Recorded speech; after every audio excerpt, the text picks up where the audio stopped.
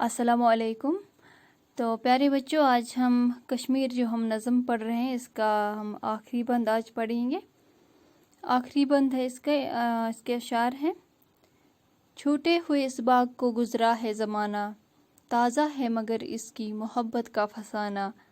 आलम ने शर्फ जिनकी बुज़ुर्गी का है माना, उठते थे इसी खाक से वो आलिम वदाना। तन जिनका है पैवंद अब इस पाक ज़मीं का, रग रग में हमारी है रवां खून उन्हीं का। तो जैसा कि मैंने आपसे कहा कि ये जो नज़म है चकबस की लिखी हुई है, उनका आबाई इलाका कश्मीर रहा है, इसलिए उनका बहुत ज़्यादा जो है ताल्लुक़ कश्मीर से रहा है। मतलब उनकी मोहब्बत जो है कश्मीर के साथ बहुत रही है, तो उसी का ज़िक्र उन्होंने अपनी नज़मों में किया है, जैसे कि कश्मीर में।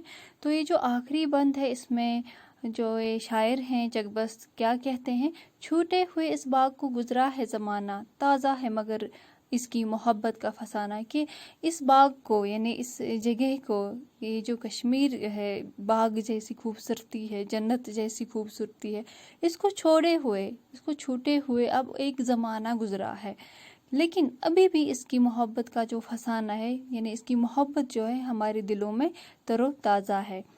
आलम ने शरफ जिनकी बुज़ुर्गी का है माना, उठते थे इसी खाक से वो आलिम व दाना। यानी ऐसे आलिम और दाना उठे हैं इस खाक से, यानी इस मिट्टी से, इस जगह से, कश्मीर से, कि जिनको जो पूरे आलम में, पूरी दुनिया में मशहूर हो गए।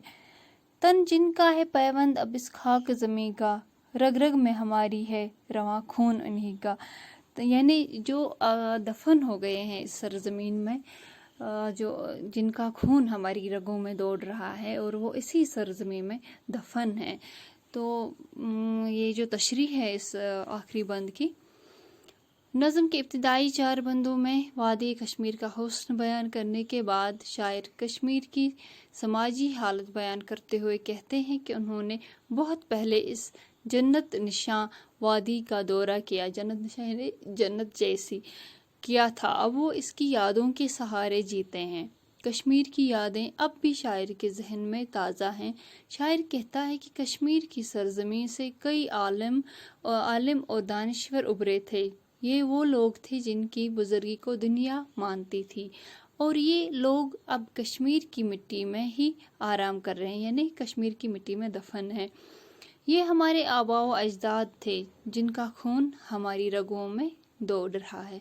तो ये इस आखिरी बंद का जो तशरीह थी।